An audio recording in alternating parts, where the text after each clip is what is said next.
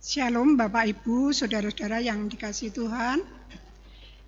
Ketemu kembali kita di dalam Sapaan Rohani GKJ Cakraningrat. Saya berharap Bapak Ibu dan Saudara-saudara sekalian dalam keadaan sehat dan selalu dipenuhi oleh berkat-berkat Tuhan dalam setiap harinya, sehingga selalu dicukupkan oleh berkat-berkat Tuhan itu. Tapi kita saat ini akan mempelajari apa yang dikehendaki Tuhan di dalam kehidupan kita. Tetapi sebelumnya mari kita berdoa. Tuhan Allah Bapa yang penuh kasih, pada saat ini Bapa kami datang ke hadirat-Mu, kami rindu untuk menerima sapaan rohani. Dan kami akan belajar mengerti apa yang Kau kehendaki di dalam kehidupan kami.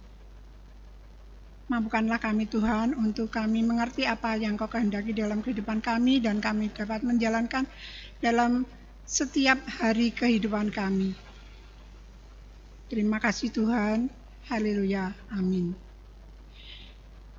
Saat ini kita akan bersama-sama belajar untuk menjadi pribadi yang berkualitas. Dan pribadi yang berkualitas itu kita akan baca di dalam Amsal 2 ayat 1 sampai dengan 2. Demikian bunyinya. Hai anakku, jikalau engkau menerima perkataanku dan menyimpan perintahku di dalam hatimu, sehingga telingamu memperhatikan hikmat dan engkau mendengarkan hatimu kepada dan engkau mencenderungkan hatimu kepada kepandaian. Bapak Ibu, saudara-saudara yang dikasihi Tuhan, pribadi yang berkualitas. Pribadi yang berkualitas itu tentu tidak lepas dari kata kualitas. Kualitas diantaranya adalah memenuhi standar, berfungsi dengan baik, awet. Itu semua dalam hal ini adalah barang-barang yang ada di sekitar kita, barang elektronik dan lain sebagainya. Tetapi kita akan belajar tentang bagaimana dengan pribadi yang berkualitas. Pribadi yang berkualitas adalah yang tidak hanya berkualitas di bidang keilmuan saja, tetapi juga dalam perilaku hidupnya, penampilannya, cara bicaranya, serta nilai-nilai yang melekat di dalam dirinya. Dan sadar atau tidak sadar, pribadi yang demikian itu yang dicari setiap orang, yang dibutuhkan orang lain, yang kita ingin menjadi pribadi-pribadi yang berkualitas. Sebagai orang percaya, kita dipanggil untuk menjadi pribadi-pribadi yang berkualitas. Kemudian yang menjadi pertanyaannya, kualitas seperti apa? Kualitas seperti apa yang harus dimiliki oleh setiap orang percaya? Bapak, Ibu, Saudara sekalian, kita tahu bahwa manusia itu tidak pernah lepas dari relasi. Relasi itu terbagi dari dua, relasi terhadap dirinya sendiri dan relasi terhadap orang lain. Relasi terhadap dirinya sendiri itu bagaimana kita menjaga diri kita untuk senantiasa bermartabat. Martabat yang harus dijaga. Dan setiap pribadi itu berbeda-beda di dalam merelasikan dirinya sendiri.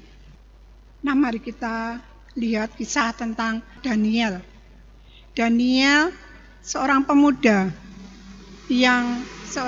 Yahudi yang dibuang ke Babel. Tetapi Daniel ini berbeda dengan pemuda-pemuda yang lainnya.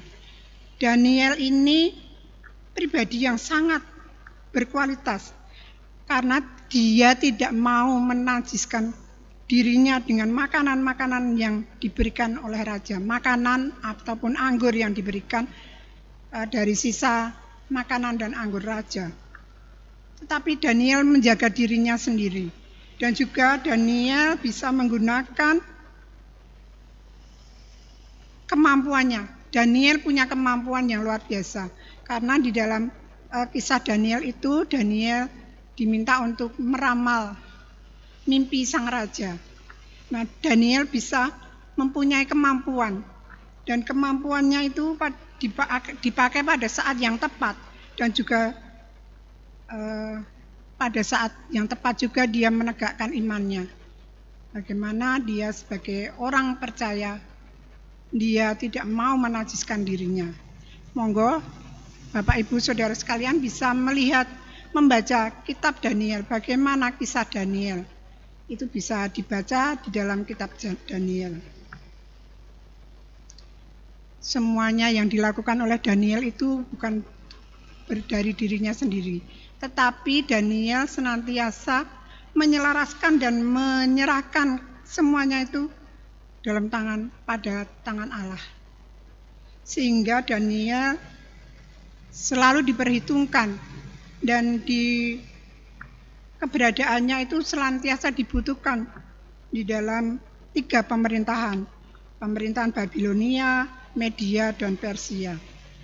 Sebagai orang percaya, kita mempunyai alasan untuk menjadi pribadi yang berkualitas. Kenapa?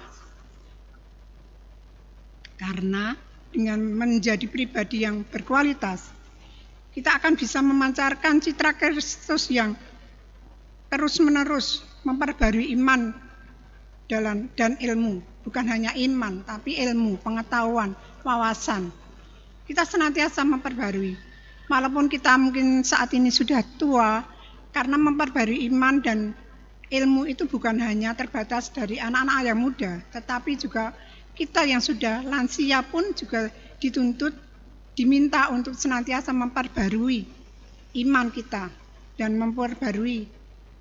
senantiasa memperbarui ilmu kita, wawasan kita. Yang dulu kita jadul, tidak tahu tentang teknologi informatika, kita menjadi belajar dengan streaming seperti ini. Kita menjadi belajar bagaimana mempergunakan teknologi yang baru itu. Itu bukan hanya tuntutan bagi orang muda, tetapi kita sebagai orang tua pun juga dituntut seperti itu, memperbarui iman dan ilmu, supaya kita tidak ketinggalan segala informasi yang ada di sekitar kita. Kemudian bersaksi pada dunia untuk menjadi garam dan terang. Garam dan terang itu bagaimana mengasinkan sesuatu yang hambar, menerangi sesuatu yang gelap. Kita semuanya sudah bisa menerjemahkannya tentunya. Kemudian memulai pola hidup yang sesuai dengan kehendak Tuhan. Dalam Ibrani 13, Tuhan mengingatkan, Ibrani 13 ayat 5, janganlah kamu menjadi hamba uang, dan cukupkanlah dirimu dengan apa yang ada padamu. Karena Allah telah berfirman, aku sekali-sekali tidak akan membiarkan engkau, dan aku sekali-sekali tidak akan meninggalkan engkau. Kenapa kita hidup tidak memerlukan uang? Kita perlu, tetapi jangan kita mengabdi pada uang. Karena kalau kita menghamba pada uang, kita akan mementingkan diri sendiri dan senantiasa berusaha untuk mencari kesempatan dalam memperoleh keuntungan dari orang lain. Karena fokus kita hanya bagaimana kita bisa menjadi dipandang orang lain. Bagaimana uang itu bisa mencukupkan kehidupan kita, karena uang itu sangat kita butuhkan. Jangan seperti itu ya. Karena di sini Tuhan sudah mengatakan bahwa aku sekali-sekali tidak akan membiarkan engkau, dan sekali-sekali tidak akan meninggalkan engkau. Jadi kita tidak akan dibiarkan kelaparan, dan kita tidak akan ditinggalkan oleh Tuhan.